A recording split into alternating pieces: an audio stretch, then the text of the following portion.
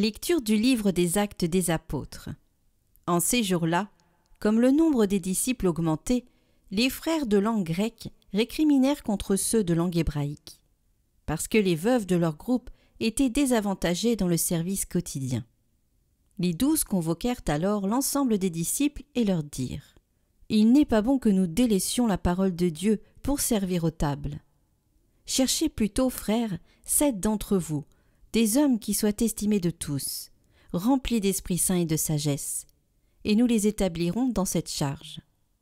En ce qui nous concerne, nous resterons assidus à la prière et au service de la parole. » Ces propos plurent à tout le monde et l'on choisit Étienne, homme rempli de foi et d'Esprit Saint, Philippe, Procore, Nicanor, Timon, Parménas et Nicolas, un converti au judaïsme originaire d'Antioche. On les présenta aux apôtres, et après avoir prié, ils leur imposèrent les mains. La parole de Dieu était féconde, le nombre des disciples se multipliait fortement à Jérusalem, et une grande foule de prêtres juifs parvenait à l'obéissance de la foi.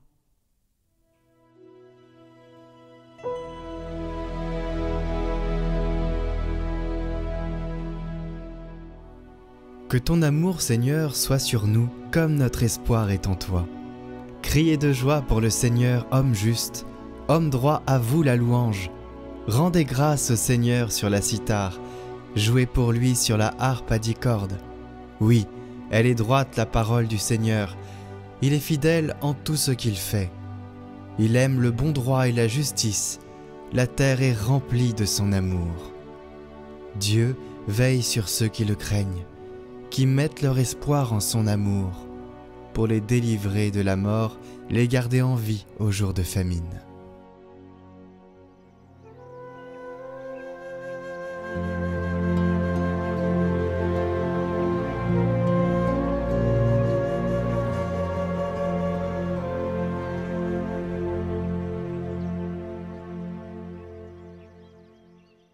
Évangile de Jésus-Christ selon saint Jean. Le soir venu, les disciples de Jésus descendirent jusqu'à la mer. Ils s'embarquèrent pour Capharnaüm, sur l'autre rive. C'étaient déjà les ténèbres, et Jésus n'avait pas encore rejoint les disciples. Un grand vent soufflait, et la mer était agitée. Les disciples avaient ramé sur une distance de 25 ou 30 stades, c'est-à-dire environ 5000 mètres, lorsqu'ils virent Jésus, qui marchait sur la mer et se rapprochait de la barque. Alors, ils furent saisis de peur, mais il leur dit : « C'est moi, n'ayez plus peur. » Les disciples voulaient le prendre dans la barque. Aussitôt, la barque touche à terre, là où ils se rendaient.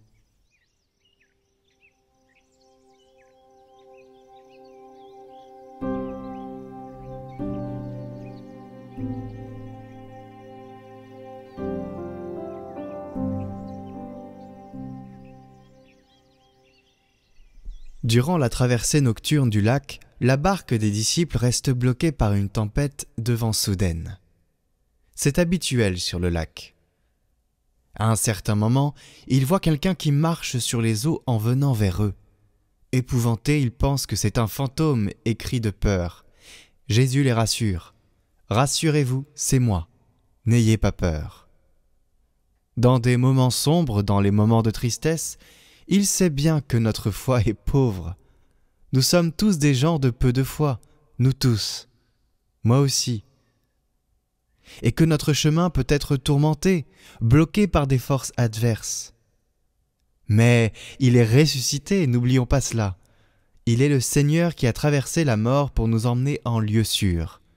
Avant même que nous commencions à le chercher, il est présent à nos côtés. Et en nous relevant de nos chutes, il nous fait croire dans la foi. Peut-être que nous, dans l'obscurité, nous nous écrions « Seigneur, Seigneur !» en pensant qu'il est loin, et lui nous dit « Je suis là ». Ah, il était avec moi. Le Seigneur est comme cela. La barque en proie à la tempête est l'image de l'Église qui affronte à chaque époque des vents contraires, parfois des épreuves très dures. Pensons à certaines persécutions longues et acharnées du siècle dernier, mais aussi d'aujourd'hui dans certains endroits. Dans ces circonstances, elle peut avoir la tentation de penser que Dieu l'a abandonnée. Mais en réalité, C'est précisément dans ces moments que resplendit davantage le témoignage de la foi, le témoignage de l'amour, le témoignage de l'espérance.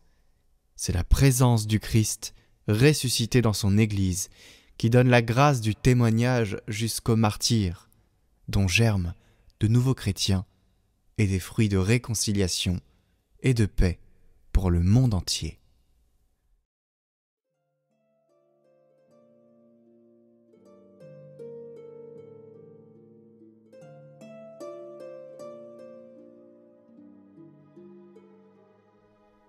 Mon Dieu, je suis si persuadé que vous veillez sur ceux qui espèrent en vous, et qu'on ne peut manquer de rien quand on attend de vous toute chose, que j'ai résolu de vivre à l'avenir sans aucun souci, et de me décharger sur vous de toutes mes inquiétudes.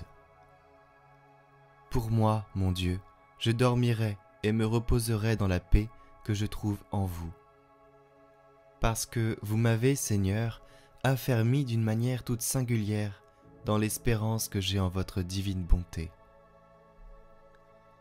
Les hommes peuvent me dépouiller, et des biens et de l'honneur. Les maladies peuvent m'ôter les forces et les moyens de vous servir. Je puis même perdre votre grâce par le péché, mais jamais je ne perdrai mon espérance. Je la conserverai jusqu'au dernier moment de ma vie, et tous les démons de l'enfer feront à ce moment de vains efforts pour me l'arracher. Pour moi, mon Dieu, je dormirai et me reposerai dans la paix que je trouve en vous. D'aucuns peuvent attendre leur bonheur de leur richesse ou de leur talent, d'autres s'appuyer sur l'innocence de leur vie ou sur la rigueur de leur pénitence, ou sur le nombre de leurs aumônes, ou sur la ferveur de leurs prières, parce que vous m'avez, Seigneur, affermi d'une manière singulière dans l'espérance. Pour moi, Seigneur, toute ma confiance, c'est ma confiance même. Cette confiance ne trompa jamais personne. Sachez que jamais personne qui a espéré dans le Seigneur n'a été confondu dans son espérance. Je suis donc assuré que je serai éternellement heureux parce que j'espère fermement de l'être et que c'est vous, ô mon Dieu, que j'espère. C'est en vous, Seigneur, que j'ai espéré. Ne permettez pas que je sois confondu à jamais. Je connais, hélas, je ne connais que trop que je suis fragile et changeant. Je sais ce que peuvent les tentations contre les vertus les mieux affermies. J'ai vu tomber les astres du ciel et les colonnes du firmament, mais tout cela ne peut m'effrayer. Tant que j'espérerai, je me tiens à couvert de tous les malheurs, et je suis assuré d'espérer toujours, parce que j'espère encore cette invariable espérance. Enfin, je suis sûr que je ne puis trop espérer en vous, et que je ne puis avoir moins que ce que j'aurais espéré de vous. Ainsi, j'espère que vous me soutiendrez dans les tentations les plus violentes, que vous ferez triompher ma faiblesse de mes plus redoutables ennemis. J'espère que vous m'aimerez toujours, et que je vous aimerai aussi sans relâche. Et pour porter tout d'un coup mon espérance aussi loin qu'elle peut aller, je vous espère vous-même, de vous-même, ô mon Créateur, et pour le temps, et pour l'éternité. Ainsi soit-il.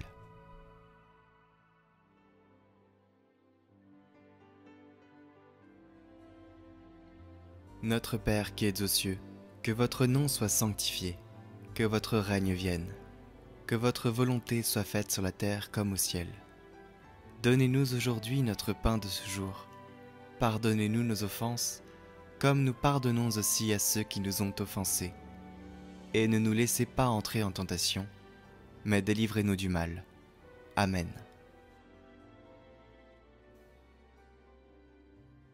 Je vous salue Marie, pleine de grâce, le Seigneur est avec vous. Vous êtes bénie entre toutes les femmes, et Jésus, le fruit de vos entrailles, est béni.